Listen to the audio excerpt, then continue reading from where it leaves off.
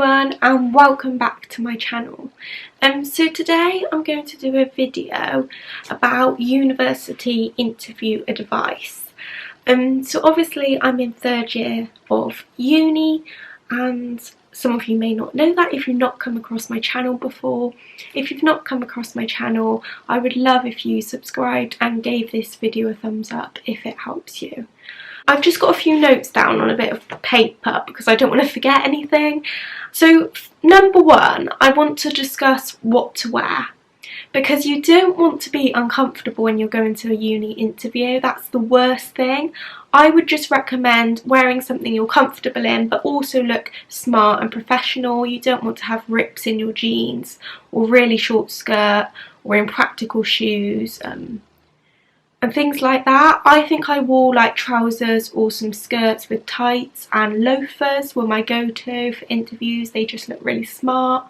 And then you could just wear sort of like a black rib top or a chiffon blouse, something like that. Something nice but not too much going on. You don't want loads of colourful things.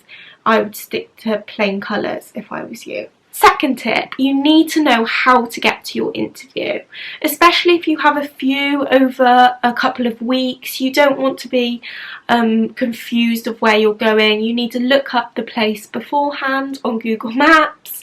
You need to know if you're driving, your parents are driving you there. You just need to know how you're getting there. Where you are going to park is a really important thing, because you don't want to be late because of that reason. And yeah, just the general sort of way of getting there.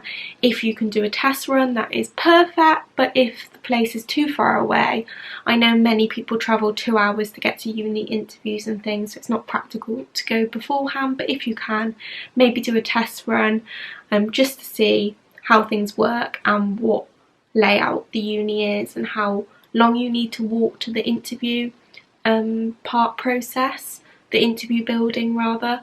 So yeah. If it's nearer to lunchtime your interview, then you need to set off a bit earlier, because lunchtime traffic, especially on Fridays, can be annoying. Thirdly, I would really recommend writing on a Google Docs document sort of questions and answers of things you could potentially be asked. So this includes things like just sort of memorising the 6 C's and 4 P's, but obviously you don't say them in the interview process on their own.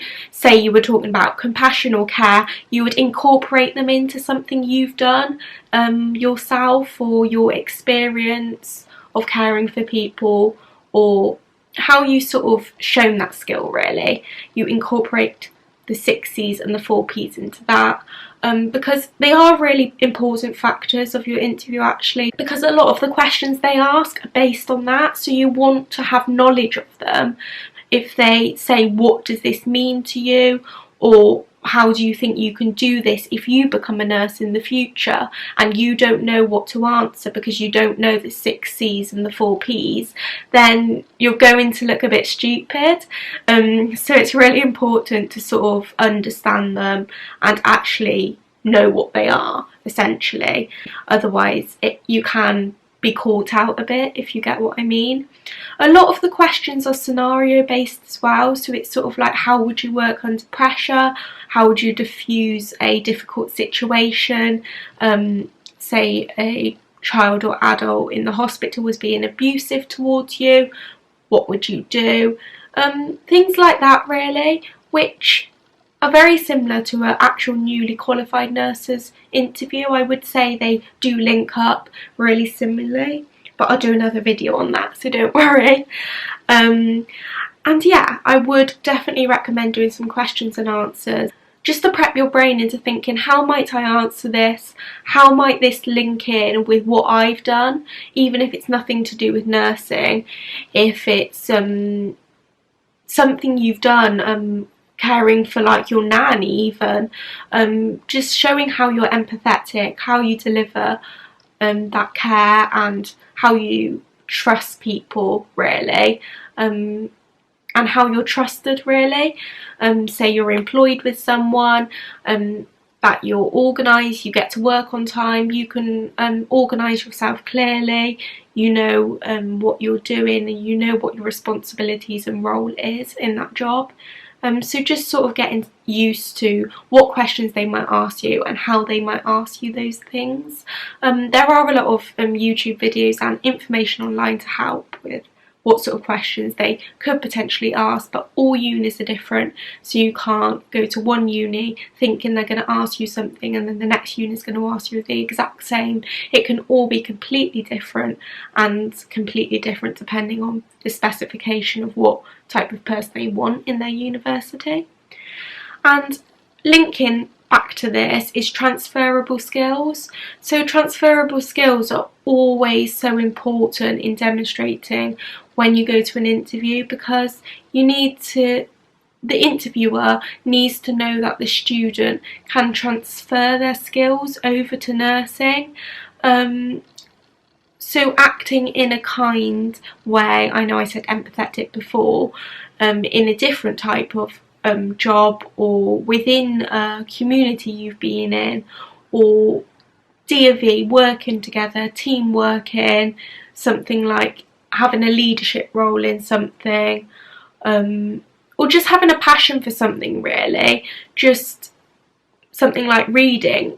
If you read up a lot and they know that you'll be really keen on reading academic nursing studies and being really involved with sort of research when you qualify, if you want to do that sort of thing, just tailoring it to sort of what you want to do and what you want to get out of being a nurse. And transferable skills really show that you can adapt to certain situations. Transferable skills are really important. Say you worked under pressure in a project in your school, you can mention this because it shows that you have resilience and ability to cope with difficult situations or manage people effectively. So transferable skills are really important, especially in nursing, because you're going to be going into practice as well. So they want to know that you can act responsibly, professionally, and they can trust you essentially to do a student nurse's role, which is obviously supernumerary. I think I'm on the 4th point now. 4th or 5th. Don't overthink the question that they're asking you. Otherwise this can sort of get you in a rut, and it can just be a bit awkward as well, because you can take so long to answer. But it is important, if you don't understand the question, you ask, could you clarify that please? That's not classed as a bad thing to do. You can always ask them to repeat a question if you're not quite sure what they mean or what they want you to answer. Just say, could you repeat that? I'm not quite sure what you're asking me. And they will phrase it in a different way. They won't say it in the same way, and then you'll be like, now I know, and then you'll be able to answer the question easily. That's what I've done a lot of the times. And on feedback they've given me, they said it's always important to ask for clarity, even as a qualified nurse, because you don't want to do anything wrong, because you're held accountable at the end of the day. You've got to make sure every single thing you do is right and underpinned by a rationale. Otherwise you can't do it and you might get in trouble for it. So yeah, that's essentially the reason why I say don't overthink the question or get a bit stressed. Just ask them to repeat it, because they'll rephrase it in a different way, and it will save you a lot of time in the interview. Then you can just move on to the next question. So number 5, not all universities do this. The one I actually got into and accepted as my final one, which is UE. We had to do a maths test to get on the course basically, and I would say prepare for this. Just watch some videos on YouTube, I would say. I can't actually remember how I prepared for this. It was all the way back in before first year, obviously. I'm not really sure what I did, but all I know is it's very similar to GCSE questions. If you've passed GCSE maths, you'll be able to do this, no doubt. You'll find it easy peasy, lemon squeezy. But just go over simple things, and also conversions of like micrograms to kilograms. milligrams to kilograms, all of those conversions. Just make sure you know that, just to give you sort of a heads up, and you'll be quicker in the exam as well. But I think you do have to wait there until everyone's finished anyway. But as long as you have time to check over your questions, it's always better to have that time at the end to check over questions rather than be rushing to the last minute to try and finish the maths test. So number 6, when you're answering questions or any time in the interview, make sure you demonstrate how you can effectively manage your time, because nursing has a lot of things. You have deadlines, you have placements, you have essays, you have presentations sometimes, you have all these different things. You have your own social life, your family, other responsibilities that you probably will filter out during those 3 years, but it's just a lot of things that go on top of nursing compared to other degrees. And in the interview, if you can, say how you work under pressure effectively, if that's writing to-do lists, taking time out if you need to, if you get stressed, having a bubble bath, or reading, whatever you do to try and keep calm, do colouring books. Say those things, because it shows that you can manage your time effectively and that you know how to structure your days, and you know when the best time for you to work is, if that's in the evening or the day. Say how you think you will manage your time when you're at university and how you already manage your time today, because even if it's in a job today, a Saturday job say in Tesco, you can show that you can go to work and earn money, but then you can come home and also do your diploma degree or your A-levels or whatever you're doing to get to this to get into this university basically. It really is important to show that you can manage time well, because if you can't, then they could believe that you're not the right person for nursing, you're disorganised, you can't get to lectures on time, which are important, you can't hand in your work on time, which is really important, and they don't want any slacking during the degree. They want to know that you can keep that up for the whole 3 years, from the moment you go in on the first day in first year to all the way when you graduate on your last day. They want to know you can keep that constant throughout the whole degree. Whether you're having bad days, good days, you push on through, you keep going, and you get the degree that you've wanted.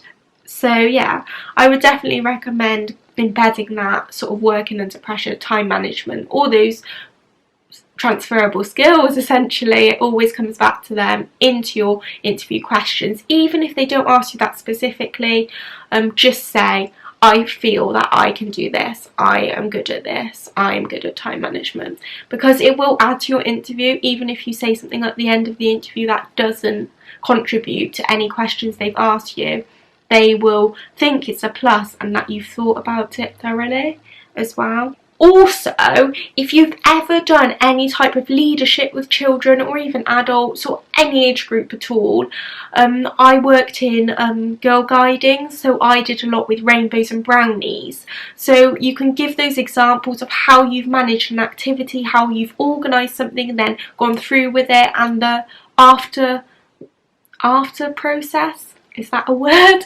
The sort of process of doing it, sort of the reflection of it. Did it go well? What didn't go so well? What would I do next time? Giving those type of examples is really, really good, because it shows that you're thinking about the before, during and after an event's happened. And in nursing, that's really important, because you're always reflecting your own practice in nursing.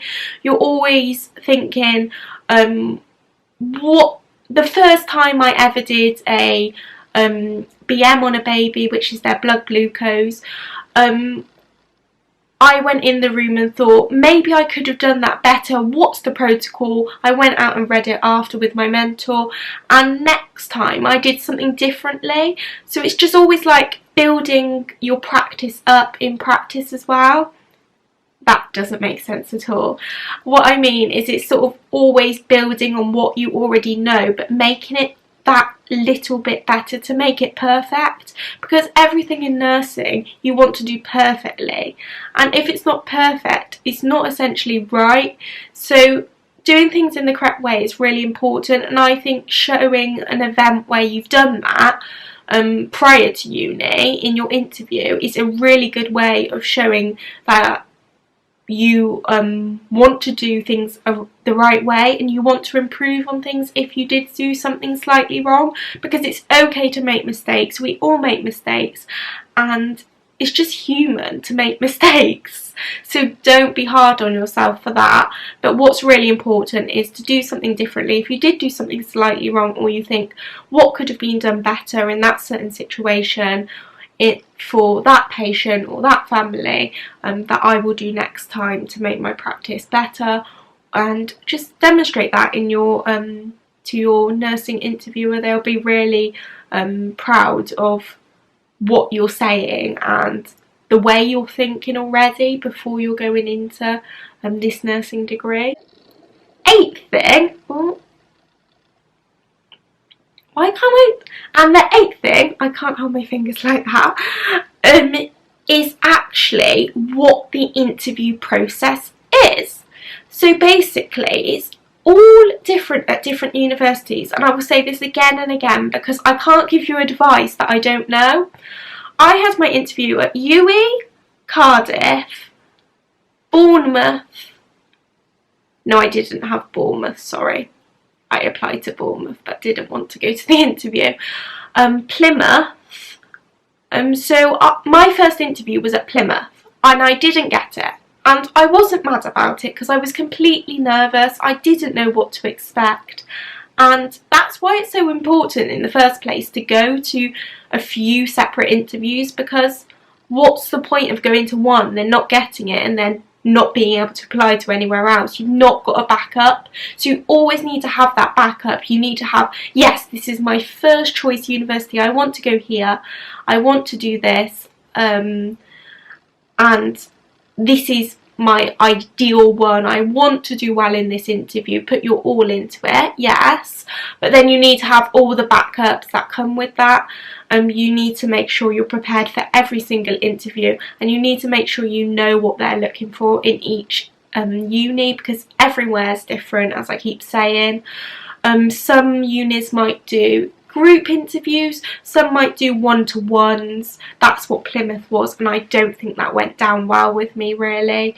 Although UWE was a one-to-one, there was a service user in the room as well. So, and it was sort of a group, I think. I can't quite remember. I think it was a group to start with, then we got split up to ask questions individually. But there was a service user there as well who was included in the conversation and sort of asking questions to me and things.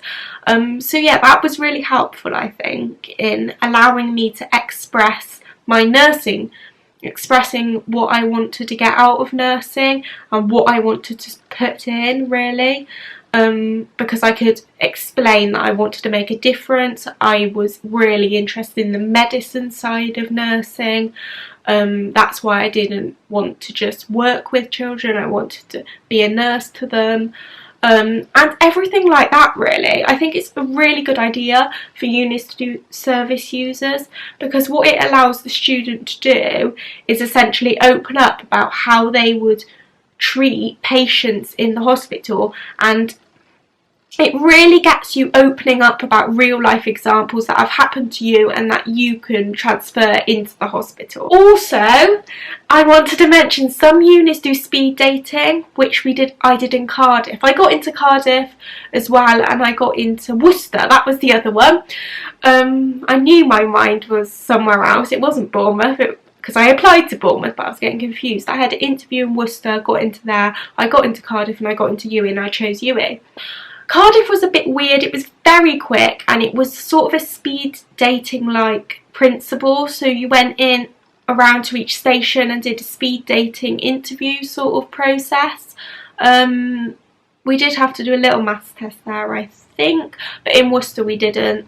I think that was group interview again, and then one-to-one in Worcester. I really can't quite remember. It was so long ago. My memory's not the best. from things I did years ago.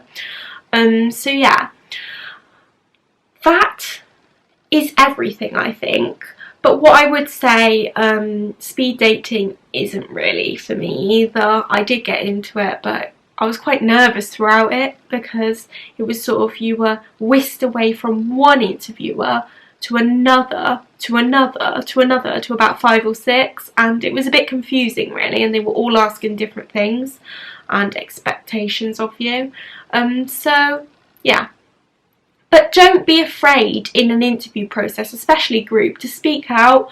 And if you disagree with something and have a contradicting point to say, that's the word I'm looking for, say it, because it could be really important, and what you're thinking might really benefit other students actually, in allowing them to speak up their own opinions and views, because they might be like, oh, if that girl or that guy thinks that, then I can say what I want too. I have a right to say my opinion or my views or my thoughts on this topic, rather than just keep quiet to yourself. And it shows the interviewer that you're engaged, you're listening, you're cooperating, all of those type of things, and that you actually want that position in that uni really, because people who won't speak often won't get it, and it's okay to be shy. Just put your hand up or something and say it quietly. As long as you say something, it's better than saying nothing at all or very minimal. You will regret it after, and you might not get picked. So yeah, that's the story of it really. So I just wanted to say, if any of you are doing your interviews next year in January, February, March, any of those times, even April I think they do some interviews, then I would wish the best of luck to you, and you will be great. I promise, if you just do a little bit of prep beforehand, you will smash it. And just don't be nervous. I know I was on my first one in Plymouth, and it didn't do me well. I was very nervous for the whole day, and the ones going forward were much better, because I was just at ease and I just knew what to expect and I just knew what to say. But on that first day doing an interview, it is really difficult, and it's not anything like a job interview, because you know it's so much more than that to you. This nursing degree, getting on this is literally a career. So it's not just like a Saturday job or Tesco job, anything like that. You know that you want to do it for you, and to make yourself proud, and to just care for patients.